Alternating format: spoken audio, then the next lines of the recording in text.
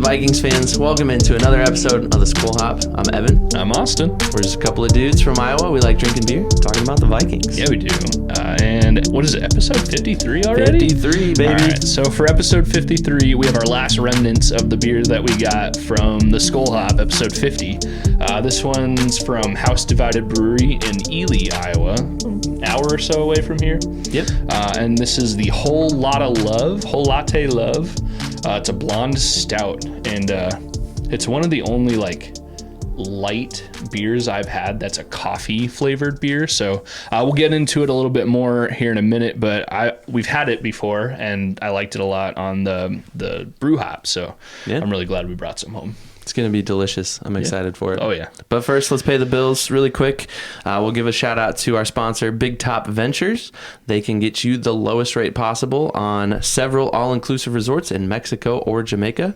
Big Top Ventures, step right up to your next big adventure. And we'll have their email right down here. It's also linked below in the description as well. So make sure you hit them up if you're interested in hitting up an all-inclusive in Mexico or Jamaica. Yeah. I just got a message from Brian from Big Top today. He said somebody reached out to him and asked him about around 100-person reservation. And he was like, dude, I don't know what to do. And I was like, jackpot, let's go.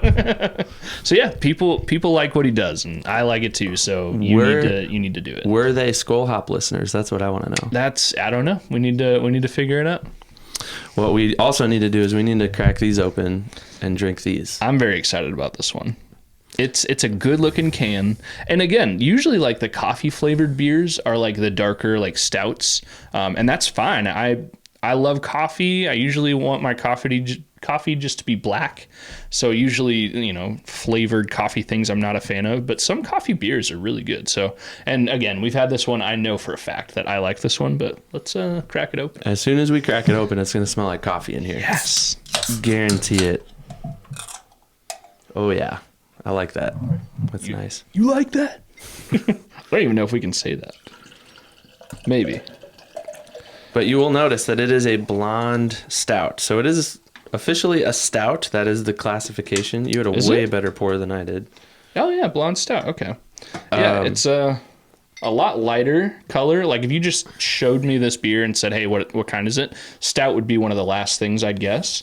When we were at the brewery talking to the brewer, I kept calling it a Pilsner, and eventually he kindly corrected me and said, yeah, it's a stout. But it's really light for a stout.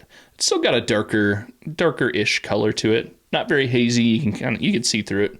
I guess there's a 1 or a 2 level hazy to it, but the thing that hits you the most though, especially after a pour, is that coffee smell. Yeah, and we both love that smell. That's such a great smell. So let's just not belittle this even longer. So Skol. Oh yeah, that's just as good as I remember it. House Divided.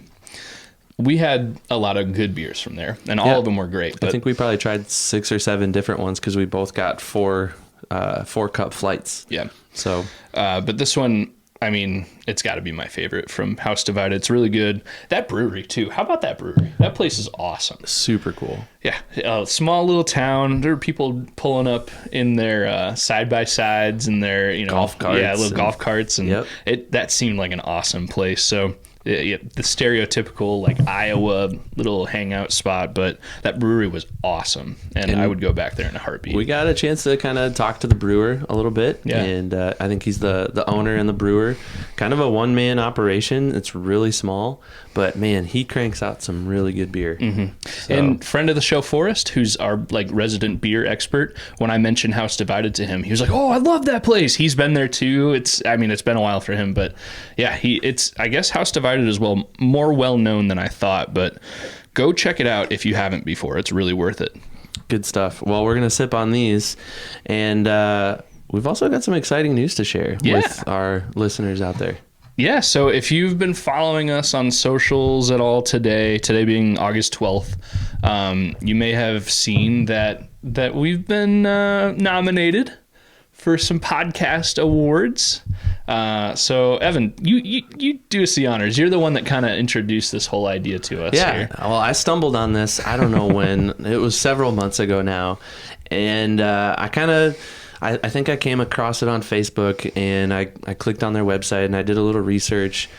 And this is the first year that this group called Upload Media Group, based out of Cedar Rapids, Iowa, is hosting what they're calling the Iowa Podcast Awards. And I thought, hey, you know what? Let's put ourselves in for something and see what happens. So we've entered into a few different categories for nominations. Of course, we're a sports podcast, and they have a category for that. So we are officially a nominee for Best Sports Podcast in Iowa. We are also a nominee in the Emerging Podcast category. Figured, we've been doing this for a little over a year now. Yeah, we're still up and coming. Kind of just getting, our toes wet in the podcast industry. So we're in that category as well. All podcasts that were entered in all categories were also entered into the People's Choice category. Yeah. So we're actually going to have a link down below. I think I'm even going to put the URL right here on the screen. You can go vote for us. It's iowapodcastawards.com/vote.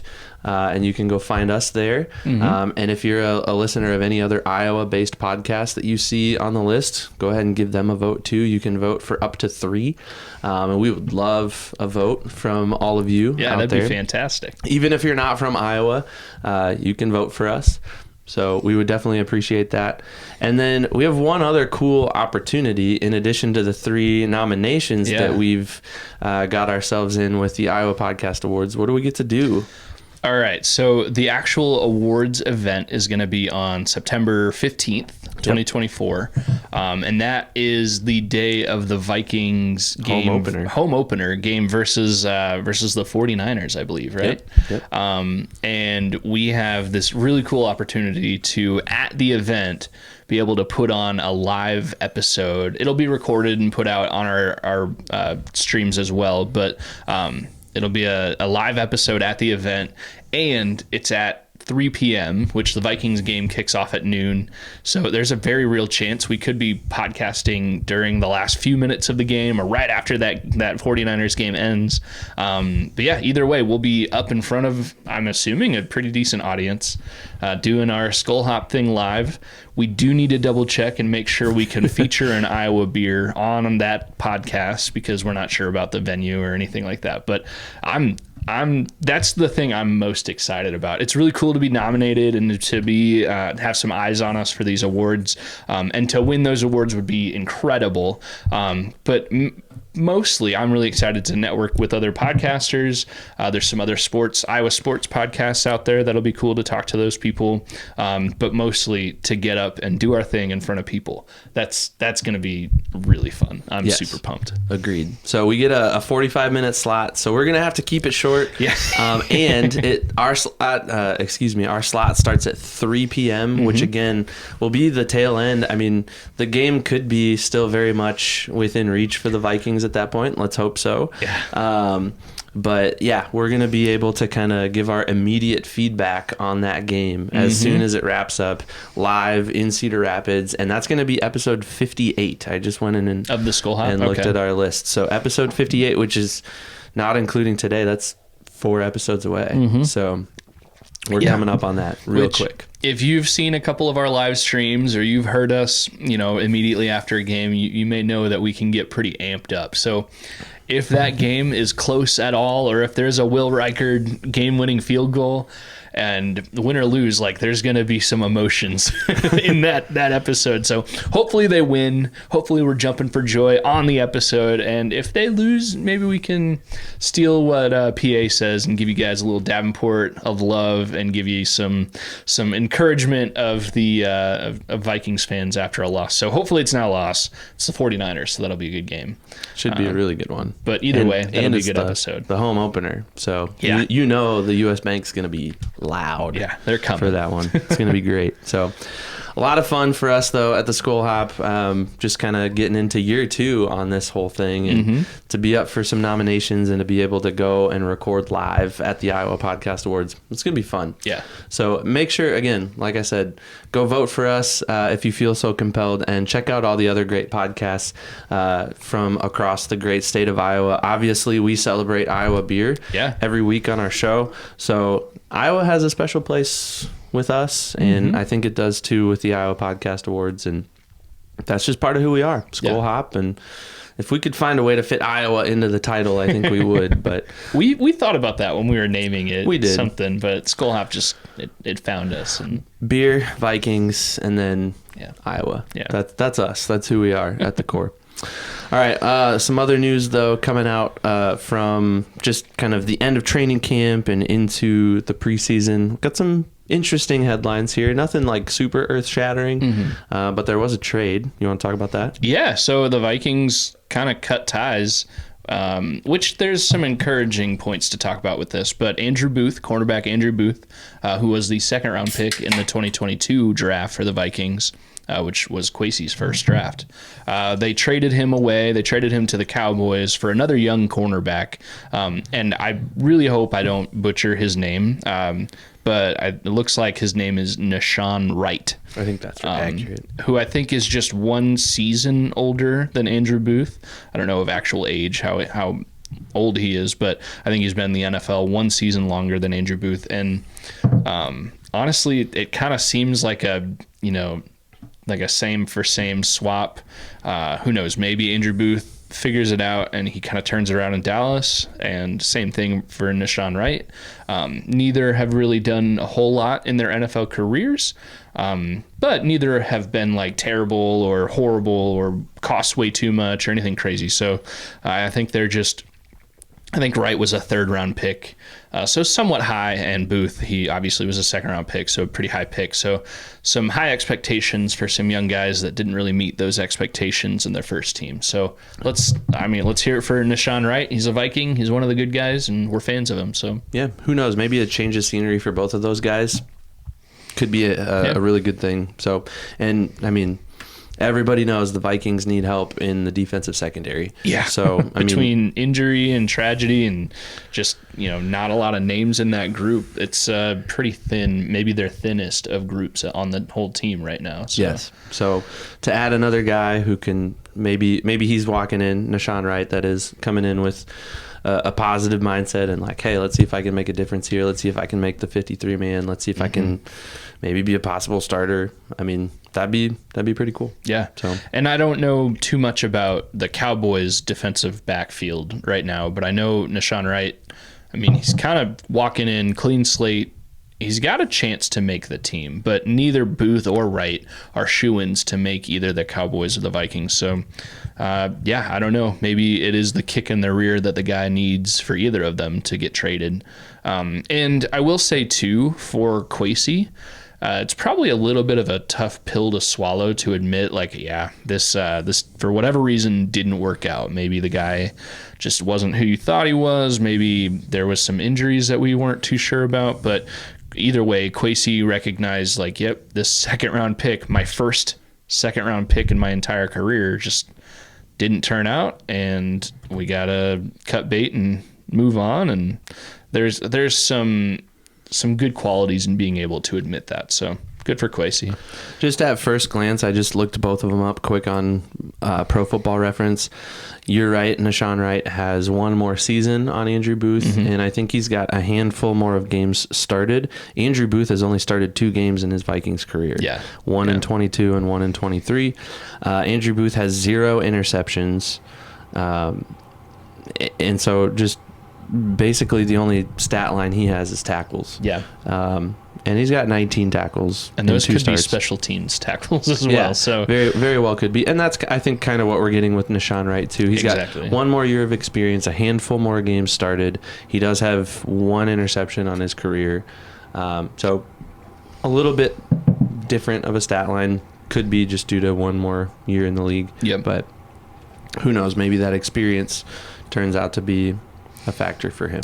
I did see the running joke on Twitter immediately was that current Cowboys defensive coordinator and former Vikings head coach Mike Zimmer, it would be just the perfect Vikings thing to happen for Mike Zimmer to turn Andrew Booth into like a quality NFL player, and then that would be such a Vikings thing. You can't control that now, so it's just a joke that we just have to wait for the punchline, I guess. But that was a funny thing to realize. Like, oh yeah, Mike Zimmer, he's going to be getting Andrew Booth.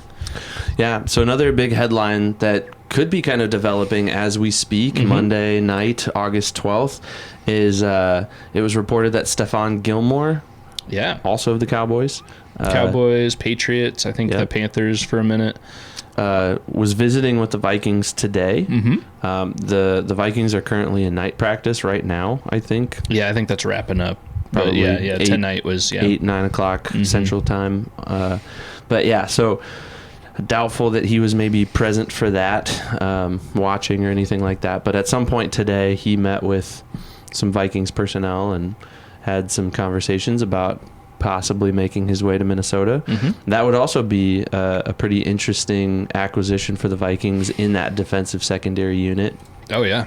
And he's one that would be a much bigger name and probably an immediate contributor. I mean, you'd immediately pencil him in as a starter, probably, unless he just couldn't figure out the defense. Right. And I said it to Dustin Baker last week that, I mean, the cornerback room is in trouble, and that's a pretty staple position for any defense. And yeah, once the injuries started happening, and the room looked a little thin, they made a couple of moves. Who did they bring in? Fabian Moreau and a couple other guys. But like you'd never heard of these guys before. Like, at least I hadn't, and I follow the league pretty closely. So I was pretty frustrated that the Vikings, they hadn't at least completed like a move for a guy that we've heard of before. Like, whether it's you trade more than you have to get somebody who's good, or you sign a Stephon Gilmore. They just hadn't done anything, and that was frustrating me. But no signing yet. I mean, KOC even talked to the media, and somebody asked him about it, and he said, yeah, we had a good meet with Stephon. I'm saying it wrong, I'm sorry. We had a good meeting with him, but I mean, there's no contract as of yet. That was the most up to date, is that they had a good meeting. So I don't know. He definitely comes with some pedigree. He's a 5-time Pro Bowler, All-Pro a couple of times, and Defensive Player of the Year in 2019. Led the league in interceptions and passes defended in 2019. So, I mean, and that's not that long ago. I mean, that's several years ago now, but it's still recent enough. And yeah, he's aging. He's getting a little older. But I don't know. Yeah. Quarterbacks don't get banged up a ton unless they're like tackling machines and are just ruthless, like kamikaze pilots going after people. Exactly. I was listening to the Power Trip morning show this morning on KFAN, and they had Ron Johnson on, former Gopher, I think he played for the Ravens, but he's on KFAN all the time. But he was saying, yeah, Gilmore, he's also not been in camp. He's been working out, but he's not been getting banged up all summer, so he's kind of fresh. So we'll see. I'd be upset if the Vikings didn't make another move at cornerback, which cut down days coming. Maybe they'll pick up a guy from another team that gets cut. Maybe they will sign Gilmore. I'd be upset if they didn't do anything, but I also wouldn't be overly upset if it wasn't Gilmore, like if they went with somebody else. So we'll see. Yeah, we definitely will see. And both of those things seem to be kind of good moves. Nashawn Wright hopefully turns out to be good. And if we can get Stephon Gilmore, it would be a really good move too for the Vikings. At least a step in the right direction to fix a pretty weak and depleted cornerback room specifically. So, yeah, good stuff. We also have a game to talk about. Yeah, we do. They played football for once. This is amazing. Yeah, and it was an entertaining game. And it really, the first half wasn't that great. Most of the first half wasn't that great. Sam Darnold came out. He looked pretty decent. I think he was something like 4 for 8 in passing with 50-something yards. And that first drive punched it into the red zone, but they just couldn't get it into the end zone on the first drive, which is okay. It's preseason. Although I think the Raiders, most of their starting defense, if not all of their starting defense, played like most of the first half. So there's something to be said about that. Darnold looked good. It's not like he threw an interception on his first play, so we can be at least okay with how that worked out. Some guys didn't play. Justin Jefferson didn't play. Aaron Jones didn't play, which I'm okay with that. Like, those guys, they don't need to. Jones more so for injury, but Justin Jefferson doesn't need to prove himself. He's good. He'll be ready week 1. He was more valuable in the third quarter on air with Paul Allen than he was playing the game, honestly. Dude, that's another, that might have been the most exciting part of the whole game, is the Vikings really hadn't done much, but then once JJ got on the mic, which it's not because of this, but once he got on the mic on the radio for the whole third quarter, you see these player like interviews on the sideline of preseason games, and they give a couple of minutes, and the players are always well spoken, and they speak great about their off season, and they answer some really good questions, and it's a few minutes and they're done. But Jefferson, he talked the entire third quarter. He was like standing on the sideline kind of by himself, but he had the headset in, and he was interacting with Paul Allen and Pete Bursich, but also fully invested in the game to the point that he was going, yes, let's go, and like cheering on his teammates on the sideline. It was really cool. Well, I think, was it Kenne's touchdown that he just like went nuts and was like running on the field and stuff? That was fun to watch. And yes, I agree. Like, so cool to watch a star that we love to watch play in a different environment, like still in his element, still in that arena, so to speak, but like not playing, not contributing on the field. Not that he had to, because it's preseason and it doesn't matter. But he was still locked into the game. Yeah.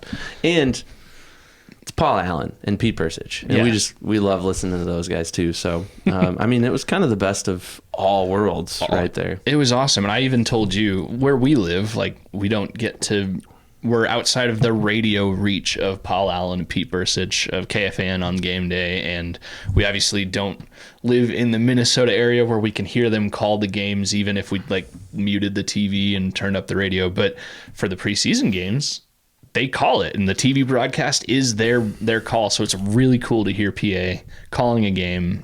I'm jealous of all the Vikings fans that can do that up in Minnesota every week, but someday we'll figure out how to do that. I'm sure it's not too hard. Maybe we have some listeners that can figure it out for us. But that third quarter with Justin Jefferson was something I'll remember for a long, long time, because not only was it fun to watch and JJ was really exciting, he proved why he's a leader on the team. Like, every play, even if it was like a 2-yard dump off pass to some guy that won't make the team, he'd always say like, good catch, man. And he'd call him by name, like, good catch, good route. Oh yeah. And he was watching the game and still engaged with PA, which shows why the NFL loves to throw him out for marketing and everything. Every time I see Justin Jefferson, I just love him even more. So that's my fanboying on a guy that's 7 years younger than me. He's super fun to watch, both on and off the field. He's been great. So you had kind of sent me an article. I read it. Of course, no surprise, Dustin Baker wrote it, because he's one of our most trusted sources of Vikings information. But he just had a nice article, kind of 10 takeaways from the Vikings preseason game number 1, and he always does a nice job of just taking a lot of information and condensing it into one nice, easy to read, 5-minute, easily digestible article. So we'll link that down below in the description as well. Great article to read. And of course, Vikings territory, if you're not already following them, subscribe to them, checking their website frequently for Vikings updates, following them on Twitter and such, you should definitely do that. Yeah, absolutely. They've got some good stuff out there, and they've definitely become a great source for us as we've gotten into this podcasting world. But a couple of the things he talked about, Wongwu, Naylor, and Myles Gaskin, they all had pretty decent showings. Yeah, they played like NFL players. They were playing like guys who were fighting for roster spots, but they were performing in that situation. Wongwu, obviously, he had that 49 or 50-yard touchdown run, which once he got loose from the line of scrimmage, that initial scrum, he was gone. I was thinking as he was running to the end zone, like, man, this looks like a kickoff return. He's so he fast. was faster than everybody else. He just made like one or two. It wasn't like a super sexy play. Like he made like one or two moves and then boom, just off to the races. And that was awesome. It was probably really nice for JJ McCarthy to just hand it off and watch something cool happen. You know where he went to college? Well, yeah, he's a Cyclone. We'll let him off the hook for that one. I'm a Hawkeye Iowa. fan. I know you're an Iowa fan. I'm indifferent, we'll say, towards Hawkeyes and Cyclones. Panthers are my team from Iowa. But anyways, no, Kene looked great. I was with one of my fellow coaches this weekend, and we were talking about Kene. He went to Iowa State. Mm-hmm. The coach that I work with went to Iowa State about the same time Kene did. And he was telling me that Kene was a track star down in Texas when he was in high school. Like, just an absolute speed monster. So it's no surprise that he is continuing to light it up. We've known this about him. I mean, it's no news to Vikings fans, but it was just good to see him stretch his legs, get out there, and bust one out for a nice touchdown. 48 yards officially. Yeah, like you said, we've known he's had it in him for a while. And granted, that was about the highlight of what he did that game. So it wasn't like 10 50-yard touchdowns, but it was still nice to watch. And in that article, and we've heard Dustin Baker say it a handful of times, like, we've been waiting for that play from Kene for 4 years now. Like, we know it's in there. Yep. We've seen it on kickoff returns. Yep. He's one of the best in the NFL, which, I don't know, maybe that's why he's still on the team, is because of the new kickoff rules. But it was really fun to see. Jalen Naylor, he played really well. It was like he was proving the potential that we all know he has. It's just he's been injured or buried on the depth chart, or something has happened that he hasn't been able to get on the field his first, 2 or 3 years in his career. But during that game, he was reliable and made some catches and looked pretty good. 3 catches on 4 targets for 63 yards. It's not bad. Yeah. And the long was a 26. So yeah, that's a healthy stat line in a preseason game for a guy that's probably going to be your wide receiver 3. He definitely made a case for a wide receiver 3, and I guess that's what we've been saying the whole time. Like, we've been waiting for them to sign, any guy off the street to fill that wide receiver 3 role. Even we've been dreaming like maybe they'll trade back for Adam Thielen, but Jalen Naylor, if he can stay healthy, that's his biggest thing. It's always been about the health factor for him. So if he can stay healthy, he's showing. And most of those plays that he made were early in the game against guys that will probably at least make the team for the Raiders. So that was nice to see.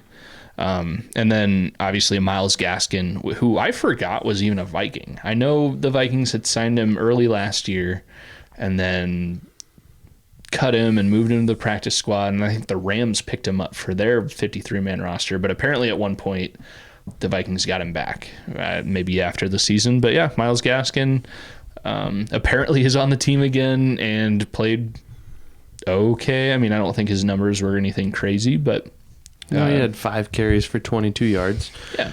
So not anything super amazing, but I mean, it's preseason. It's hard to judge that because, I mean, you look at the rushing totals, you had 5 guys carry the ball. In a regular season game, you're going to have 3. Yeah, maybe. Exactly, yeah. And that would be like, that'd be shorter if your quarterback doesn't have to run the ball at all, if he doesn't have to scramble and get a few rushing yards. So like you think about all the Kirk Cousins games where he didn't record a single rushing yard and he's just handing the ball off to Dalvin Cook or Alex Madison or whoever. You might only see 2 guys in that stat line and there are 5 in this one. So that's just the nature of preseason, getting guys in, getting them touches, seeing what they can do. We'll see. I think Aaron Jones is obviously the bona fide starter. Yeah. And then you've got Ty Chandler, who didn't look bad. Yeah, he also didn't play a whole ton but either. But didn't play a lot either. And then, that running back 3, maybe Myles Gaskin, maybe Dwayne McBride. Maybe Kene. Yeah. We don't know. But, yeah, all in all, can't be too upset with how those guys played, for sure. All right. After that, there were a couple of guys on the defensive line that flashed, some young guys, some rookies. Bo Richter, undrafted free agent out of Air Force. Yeah. And I think those service member schools, a lot of those guys, like, they could be really, really good, and they're still going to be kind of pushed a little bit down the list because they do have to fulfill some service requirements after they graduate. I don't know about Bo Richter's story, but he's playing right now, so he must have already either fulfilled those requirements or occasionally they let them kind of defer or fill it in a different way. I think Austin Cutting, a long snapper from a few years ago, I think also from Air Force, he was able to fulfill his requirement by like a certain amount of days a week working in one of the recruiting offices in the area. So I don't know all the details on that. But Bo Richter, Air Force, he had 6 tackles, 2 tackles for loss, a quarterback hit, and a sack. That's awesome. He played. And yes, the caveat to all these stats that we're going to throw out in all of these performances is it's in the preseason against guys that may not make the team for the other team, but you got to show up when you get the opportunity, and Bo Richter definitely did. Plus, he kind of looked like J.J. Watt with his tape and his arm bands and everything. It was cool to watch him. And then Levi Drake Rodriguez, who's kind of been like a golden child story from the draft. You saw the video that the Vikings put out of them calling all the guys when they were picking them, and they seemed really excited about Levi Drake Rodriguez, and he seems really excited to be a Viking. And I mean, he had a tackle for a loss and a sack, and again late in the game, but he still showed up. That was fun to see. And Ivan Pace last year, he's one of those guys that like, he's the outlier. Like, he's a starter, borderline Pro Bowl player. Yeah, like, but I guess the point I'm trying to make is UDFA or 6th rounder, 7th rounder, whoever you might be, like, everybody has a shot at being successful in the league. And I'm a coach. I coach cross country, not football, but I tell the kids that I coach all the time, like, sometimes it just comes down to whoever wants it more. Yeah. And if you want it more than someone else, go after it. Yeah. Go get it. And sometimes, especially in cross country, it takes days and weeks and months of training to go surpass the person that you're trying to catch. But if you want it more and you're willing to put in that work, go for it. And I think that's like kind of what we're seeing with guys like Bo Richter and Levi Drake Rodriguez and even Ivan Pace Jr. last year. Like, they just wanted it, and they weren't really that like upset about their UDFA status or their 7th round status or whatever. It's just, no, I want to play in the league. Well, put me in, coach. On the other side of that too, and this is a little unfair because I don't know Andrew Booth. I don't know what kind of a person he is, what his motivation looks like, what his drive looks like, but he was a 2nd round pick. Yeah. And essentially never did anything for the Vikings. And then you have a guy who, Ivan Pace, yes, I know he's an outlier in this whole argument, but you have a guy who was undrafted and became a starter, partially because of the injury situation, partially because he was there. Brian Asamoah, he would have been the starter if not for Ivan Pace last year when Jordan Hicks went down. But you have guys that are drafted high that flame out and don't do anything compared to what you were just saying about guys that have that motivation, have that drive. Doesn't matter how you get in. Right now there's 91 guys on the Vikings, and they're not going to make the 53-man roster just because of their draft status. Some of them will, but not all of them. Yeah, 45% of those guys are getting cut in a couple of weeks. And we might have an undrafted guy and a 7th round pick make the team based on how they played last week. And I like those underdog stories. They're just they're cool. And obviously the league likes them, ESPN likes them too, but we're kind of coming off a Vikings career of Adam Thielen, who was that guy. He wasn't even like an undrafted free agent. Like, he was signed as a tryout player weeks after, a week or two after undrafted free agency. So like, he was even less than an undrafted guy. Like, and he turned out to be a multiple-time Pro Bowler. Yeah, and he's a Minnesota guy. Went to high school, went to college in Minnesota. Did he really? Detroit Lakes. Really? You didn't know that? Or are you just messing I'm with just me? because that's the joke. Like it's only been told 1,000 times All right. about Adam Thielen. I'm Well, sorry. I shouldn't mess with you after a couple of beers. Come on. No, it is worth repeating though, because I mean, it's one of those storybook things, right? Like, Yeah. And it would be so poetic if he came back to Minnesota and finished out his career with the Vikings after a year or two away. Yeah, I would definitely be for that. I think we all would, but at this point, it doesn't really look super likely that he's coming back. Don't hold your breath. Somebody who did look good was Will Reichard. Yeah. In his official debut as a Viking, rookie kicker out of Alabama. He made all 3 of his extra points. He only went 1 for 2 on field goals, but the 1 field goal that he missed was blocked. You can't really blame him for that. I don't know if there was just a timing issue or if somebody just exploded off the line and made a clean hit on the ball. Yeah, I think that block was a combination of things, and I'm not an expert enough on the kicking game to know if Reichard was totally faultless or if he could have actually made the play better.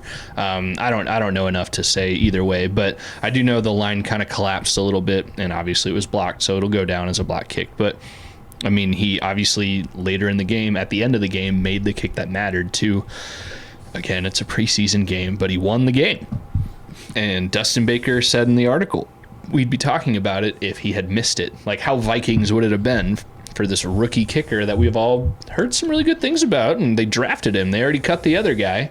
Yep. How Vikings would it be for him to miss a 38-yarder to win or lose the game? Well, you got to think, if he misses that kick, you got to think Kwesi's in his box suite at US Bank Stadium and picks up the phone and he's like, John Parker, can you get back here like tomorrow? Yeah, or somebody. Okay, They're at least working out somebody, right? Like, and I'm not a kicker. I know a lot of that position is a mental game, and I know it shouldn't be, but it is. But can you imagine that guy? And I don't know him either. Like, maybe he wouldn't have cared, but I feel like if I missed my first game-winning opportunity, it would be in my head the rest of the season. And maybe it still is. I don't know. But he made it. We don't have to talk about that. It's not a what-if anymore. He looked good. And it's preseason, so even if he had missed it, there's still kind of that, like, okay, it's week 1, preseason. We'll see if we can get you some more opportunities week 2, week 3 of the preseason. Yep. Iron this thing out before we really hit the panic button and try to call John Parker Romo back or I don't know, get somebody out of retirement or something. Yep. But now we've seen him. We know he can make an extra point. We know he can make a 38-yard field goal in the NFL against NFL players in our stadium. So, dang it. I've been doing really good about this whole we are mine thing in the Vikings stadium. We are Vikings fans, and therefore they are we, and we are they. I'm on the we train. That's for sure. Fine. You get to be on the we train. I don't. It's cringy to me. Either way, Will Reichard, so far, we like him. Stone cold sniper, apparently, is what Dallas Turner called him. Dallas Turner had a good game too, though. Yeah, he did. First rounder. So his stat line's a little short. I think just one thing notable, he had a sack. But a play or two before that sack, he almost had what probably would have been a strip sack, but he was pretty close. I don't think you could call it a hurry because I don't think the quarterback on that almost sack knew he was even there because it was to his back. But Dallas Turner. I did a little fishing this last weekend. That's why I'm a little like sunburned on the nose and stuff. But like the sequence from Dallas Turner, like almost getting the sack to getting the sack is like you cast your line out, you get that bite, and you jerk it up, and you're like, dang it, and then you throw it out again, and then you're like, oh yeah, I got it. That's kind of what it felt like a little bit. Is very like angler-esque. He was so close on that first one, and then all of a sudden he hits pay dirt and puts the quarterback in the ground. When I was watching that play that he almost got the sack on, it brought me back to the Jared Allen days. I think the 2013 season when he came just shy of breaking the single season record. Every time the Vikings were on defense, that was a terrible season. I think they won 3 games. But he was the thing we were watching on defense. And every snap, it's a pass. Oh, Jared Allen's going to get there. Oh, he didn't get there. Or, oh, he did get there. And it kind of, that Dallas Turner play where he almost got there brought me right back to watching Jared Allen. I am not saying Dallas Turner is going to be future Hall of Famer Jared Allen. But it was fun to watch a really good defensive end, especially after losing Danielle Hunter in the offseason and having some uncertainty. They made some investments. We got Jonathan Grenard and Van Ginkel on that line. But Turner, he was fun. He was fun to watch. And then, of course, a few plays later, he gets to pay dirt, and he gets a sack, and the stadium, the top blew off. It was awesome. I think he is a starter before J.J. McCarthy. Oh, I could totally think he's a believe starter before the bye week, hands down. Yeah, well, and so he did start the preseason game, but that's because Grenard didn't play. He was one of the veterans that didn't play. Van Ginkel, I think he's still on the PUP list right now, or I don't know the status, because tonight they had a night game and he was practicing, or night practice, and he was practicing in that. He actually intercepted Sam Darnold in that practice. So I may not be up to date on his PUP status, but Van Ginkel, either way, he didn't play in the preseason game. So because those two guys were out, Turner was one of the next guys up. So that's why he got the start. But he performed well against starter quality NFL players. That's the thing. He didn't do that on the last play in the last second of the fourth quarter against some guys that will be selling, insurance in a week. But he did that against guys that have and will start NFL games. Maybe not Hall of Famers, but he's still, you can only look good when you play, and he looked good. So Turner, that was exciting to watch. Agreed, 100%. And I think the biggest story out of this Vikings Week 1 preseason 2024 matchup against the Raiders has to be J.J. McCarthy. I mean, a lot of good things happened, and of course you never put a ton of stock into the preseason because it's just exhibition. It's just coaches getting players out there trying to figure out what they have, who they need to let go, who they need to promote into, higher levels of the depth chart and everything. But J.J. McCarthy, that's a mouthful to say. J.J. McCarthy looked good. He looked really good. Not amazing, not like he's the next Patrick Mahomes or the next CJ Stroud or whatever, but like he looked really good. And it was his first few NFL plays. They've had practice and OTAs and all that fun stuff this summer, but I mean, he was wearing the jersey. He was all, gamed up. He was ready to go. And like I said a few minutes ago, you can only look good when you're on the field. And JJ was on the field, and he had the early interception, like you just alluded to, and it didn't look good. That looked pretty awful, actually. But I think I saw somebody in the post-game, like in the locker room when he was doing some interviews, somebody asked him about that. Like, what's your mindset after throwing that early interception? And he thought about it for a second, and he was like, what an opportunity to be able to come back and bounce back. And yes, the caveat again of against some preseason players on the Raiders defense, so not Hall of Famers. But, I mean, he still came in, and he still threw 2 long touchdowns. And he was still a quarterback officiating an offense in the NFL in the preseason, but he still bounced back. It's not like he threw 2 more interceptions after that, or he saw ghosts immediately. Like, he played well, and that's got to be exciting for every Vikings fan out there.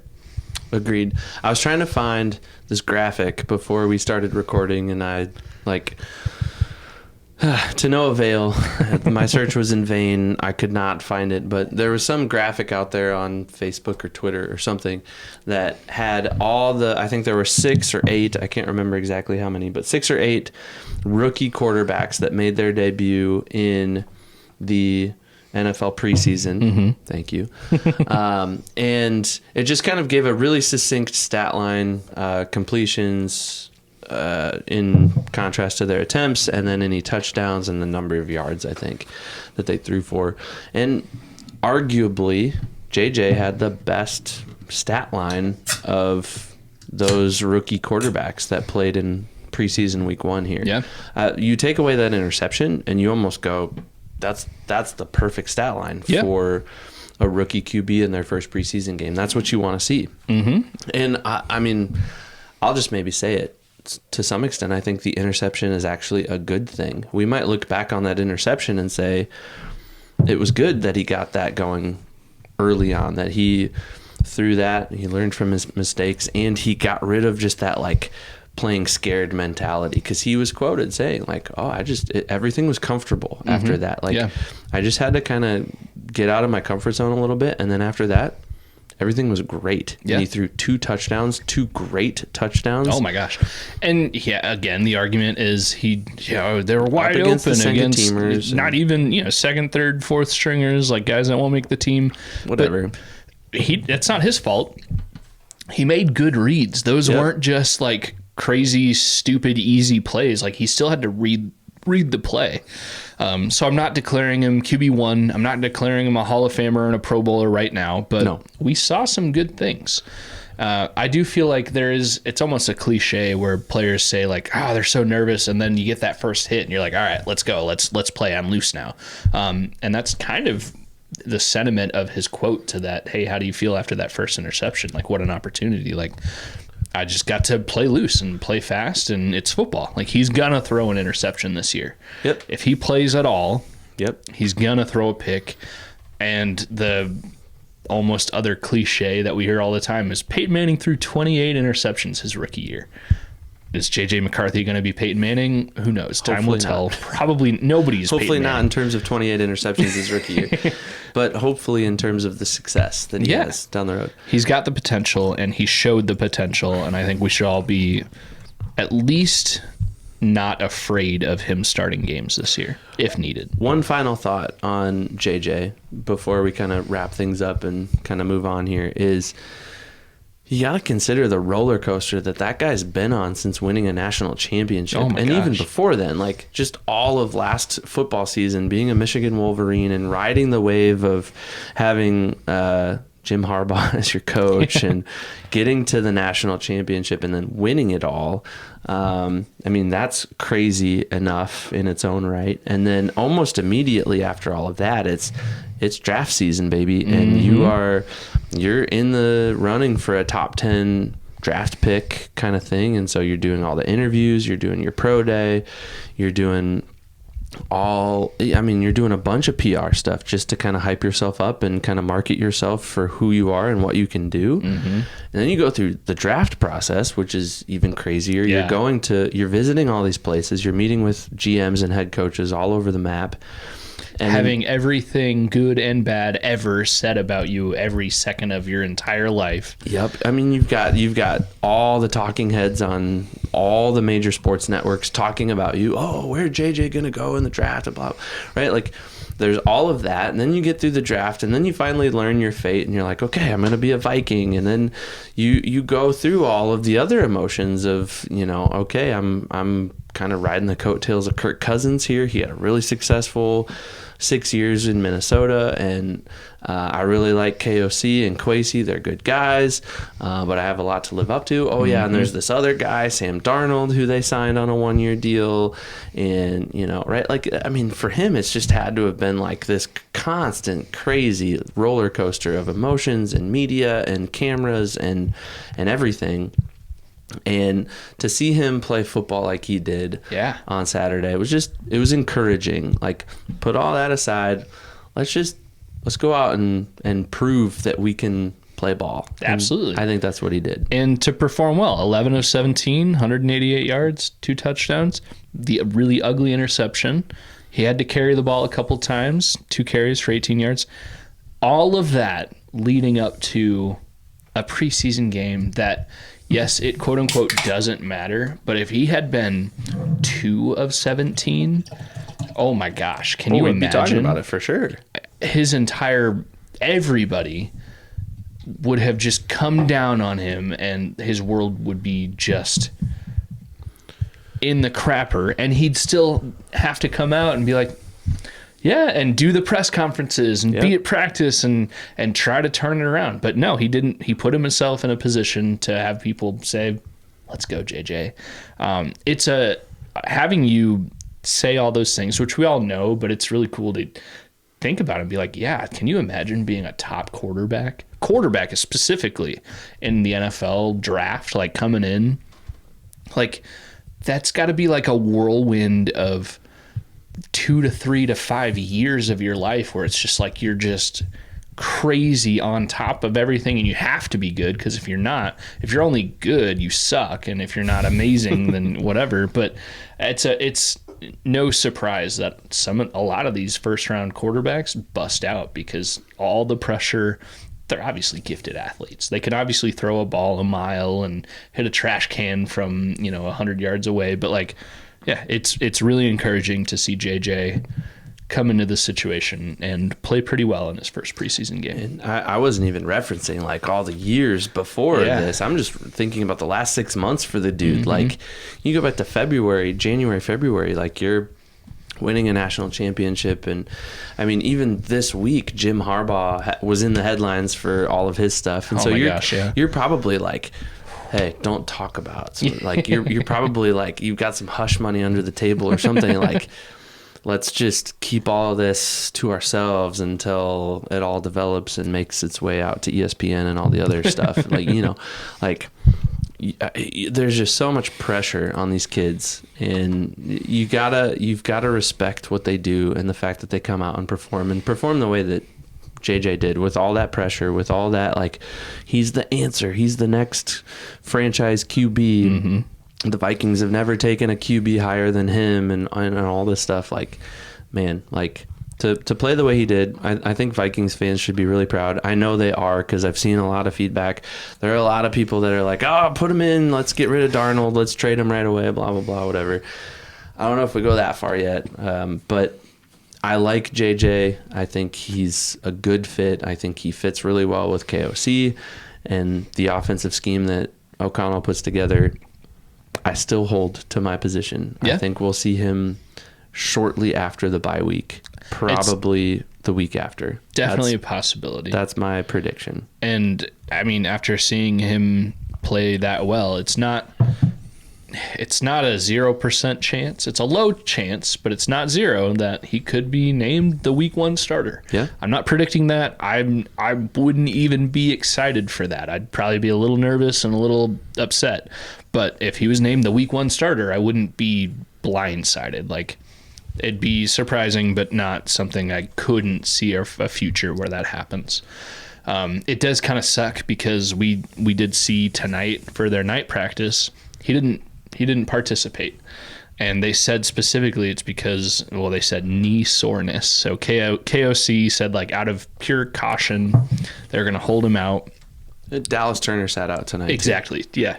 But Dallas Turner, at least we saw pictures of him on the sideline just in sweat. So I don't know if they didn't say he was out for knee soreness. But as a Vikings fan, you hear the words knee soreness. My first thought was, oh no, Sam Bradford after the Saints game in the 2017 NFC Championship game appearance season. Like, we saw him in one game, and then all of a sudden, the day after, he kind of had some knee soreness, and then he was out the entire year. So my first instinct is always to go to doomsday. So hopefully JJ is fine, and he doesn't even have to be QB1 yet. So, like, we don't need to worry about it yet. But we talked about this before we recorded, but, like, I brought up the point that, in a regular season, they'll play a game on Sunday, mm-hmm. and they won't hit the field in pads and full contact until Wednesday or Thursday. Mm-hmm. So they've got several days of recovery built into their weekly schedule. So to play a game on Saturday, nothing yesterday on Sunday, and to not see him today at night practice on Monday, I'm not super concerned about it. To me, he's being treated like a starter, even though he only played, 3 4 possessions. So I don't even know. JJ, I'm pretty sure Sam Darnold, he only played the first possession. Yeah. So JJ came in the first quarter and he played. I thought it was cool because PA on the radio said, I guess I had missed it, but KOC in the week said, JJ is going to come in early and then he's going to go into halftime as the QB, and then come out of halftime, and at least the first drive out of halftime, he was going to be the QB, just to kind of give him that sense of, like, second quarter being quarterback, and then going into halftime, getting some some conversations, some quote unquote halftime adjustments, or even just going to the bathroom or whatever, and then getting the feeling of coming back out on the field and getting back into the game right away. Pretty authentic, like starting quarterback feel, even though it's a preseason game. Yeah, just to kind of get in the rhythm of to avoid the idea of when he does start his first game to be like, oh crap, I just kind of lulled myself to sleep in halftime, which he's been playing football his whole life. It's not, and he's been playing at a high level at Yeah. Michigan, played for a national championship. Like he's not unused to, I guess is what I'm trying to say, those big moments, the high pressure, that sort of thing. But to bring it all back, like you were saying, he played a good portion of that game. And today is Monday. The night practice is on Monday, and he played a good portion of an NFL game. I mean, talent level against whatever you're playing with be darned, but like he was still playing an NFL game, and that was 3 days ago. So yeah, nobody would expect him to be ready to go. You shouldn't. And this night practice was only played tonight because I think it was supposed to be last week, and it was postponed for weather. So it's probably too early to panic. I just hear the words knee soreness and go right back to Sam Bradford. If you don't see him the rest of the week, then I think we start to panic a little bit. Well, and even panic, like rational minds should come in because he's not QB1. I mean, Sam Darnold, he is the QB1. So even if they say like, McCarthy, he's got some meniscus something, he's going to be out 2 months. Like our first thought should be like, okay, like he's not going to be the guy that we relied on to be the starter anyways. It's just he's the new toy, so we need to make sure he's okay. And Darnold, to be fair, he kind of followed the path of a lot of QB1s across the league in week 1 preseason. Patrick Mahomes played a series for the Chiefs, I'm pretty sure. Jordan Love played a series for the Packers. I mean, several other QB1s, like bona fide, they're gonna be the QB1 for sure. They played a series, maybe 2, depending on who they are and how experienced they are, but Darnold, he followed that same path and played a series and then sat the bench and looked okay in that series. Looked okay, not bad, not great, very kind of mid, but it's preseason, and again, you can't chalk a whole lot up to what happens in the preseason. Yeah, so. Exactly. Overall, I think first game we come out of that as Vikings fans feeling pretty good. Yeah. We got 2 more preseason games coming up, both on the road at the Browns, and I think there's some joint practices with the Browns this week in Cleveland. So that'll be interesting to kind of see how the rest of the week kind of progresses with those joint practices. Are there any joint practices with the Eagles? Do you know that? I'm not sure. I believe the only joint practices the Vikings have are with the Browns this year. And KOC was on Pat McAfee's show today, the 12th. And one of the things McAfee kind of asked him about was how do you deal with fights, inter team or team to team fights in these joint practices? It's well known that happens all the time. And I really respected KOC's answer to that. He basically said we don't tolerate it. And he said, I know Kevin Stefanski, former Vikings coach for a long time, now the Browns head coach. He and KOC have a similar feeling on that idea of teams fighting.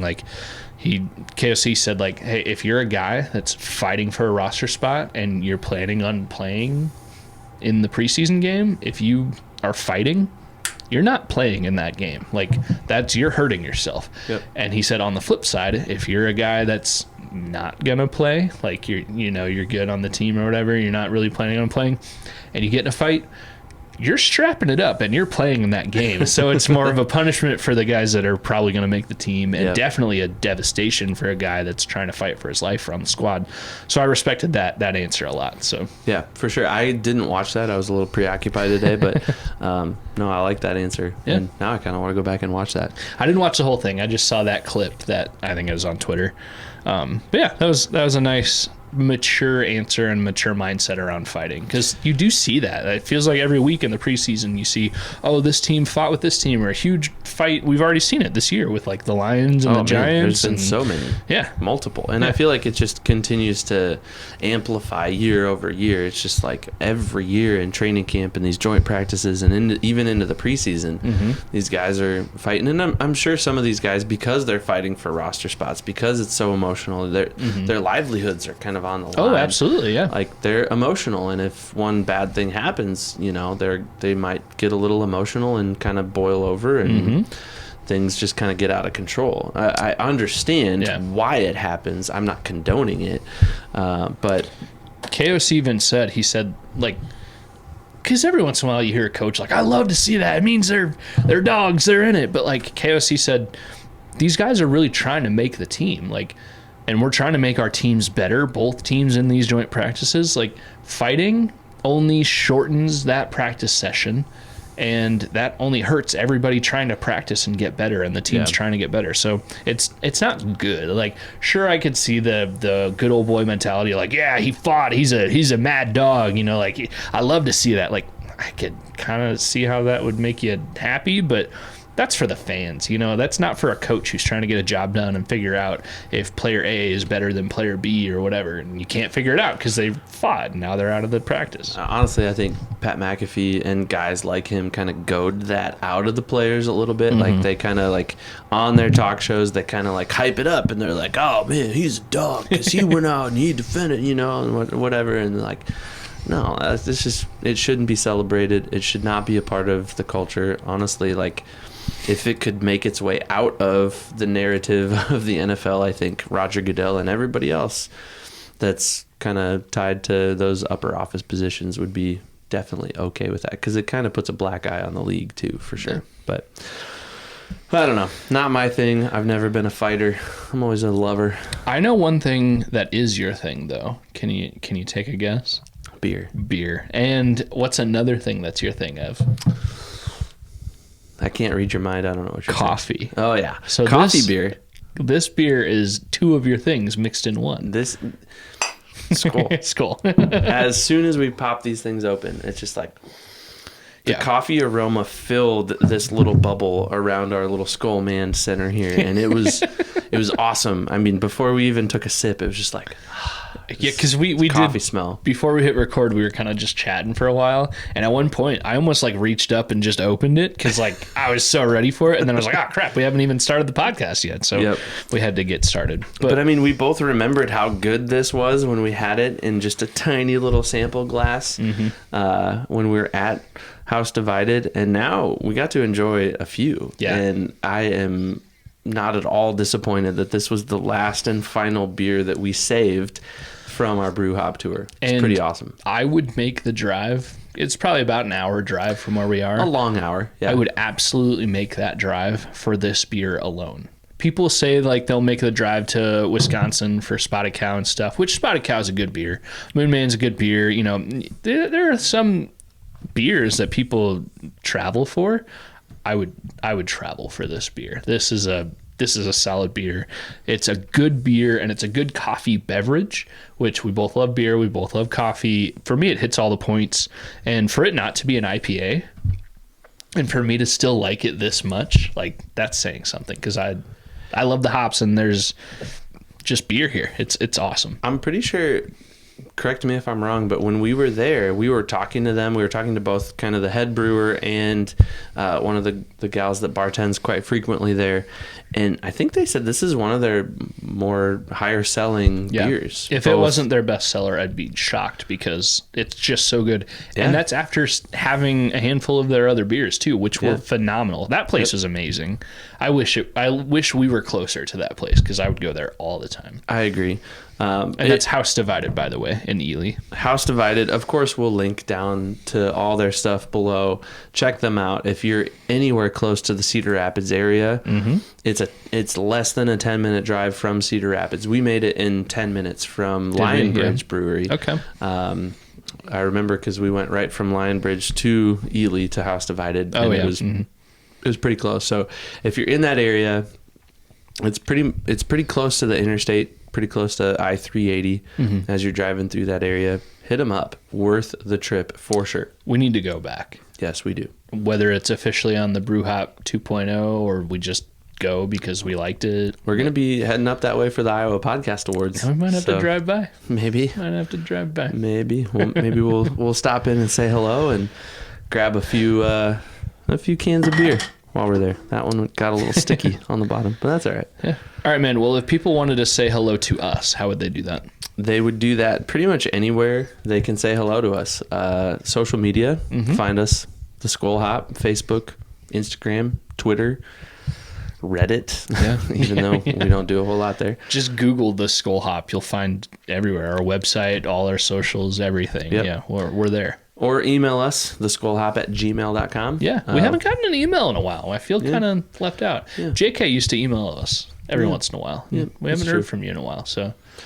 Anybody can email us. I mean, you know our email address. So hit us up. Let us know if there's an Iowa beer that we can try, because we're starting to kind of run low on Iowa beers that are available to us here locally in our kind of eastern Iowa, Quad Cities area.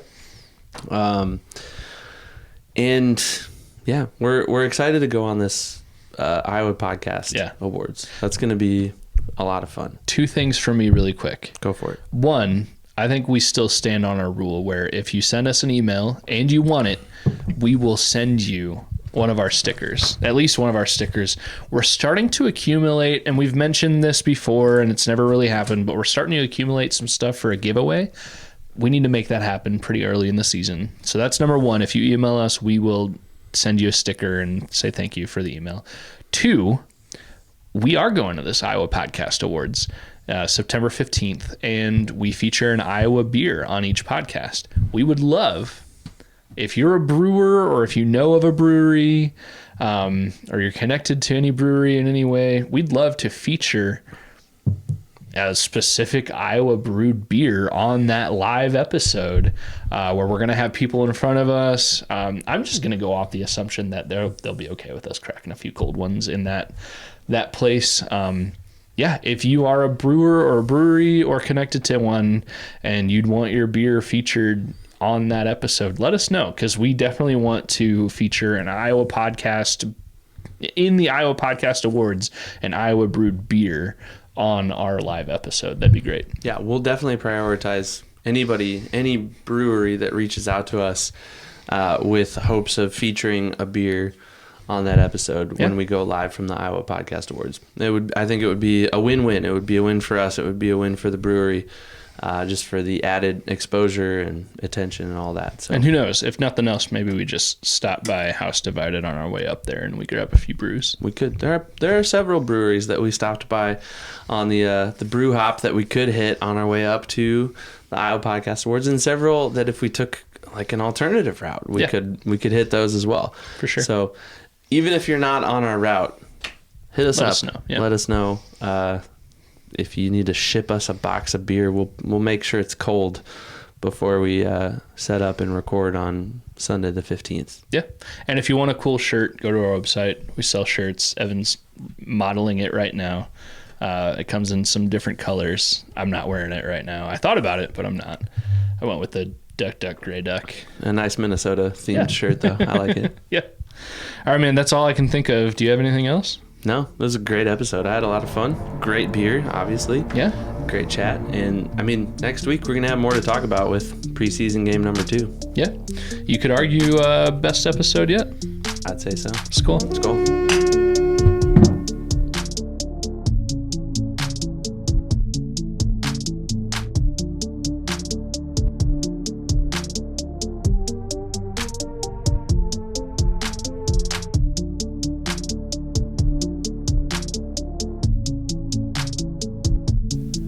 Hey Vikings fans, Evan here from the Skol Hop, and we just wanted to say thank you again so much for listening to the Skol Hop, and we also wanted to take one more opportunity to let you know that this episode of the Skol Hop has been brought to you by Big Top Ventures.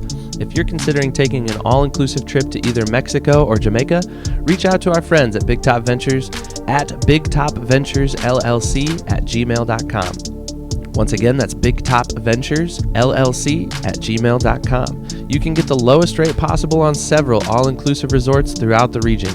Big Top Ventures. Step right up to your next big adventure.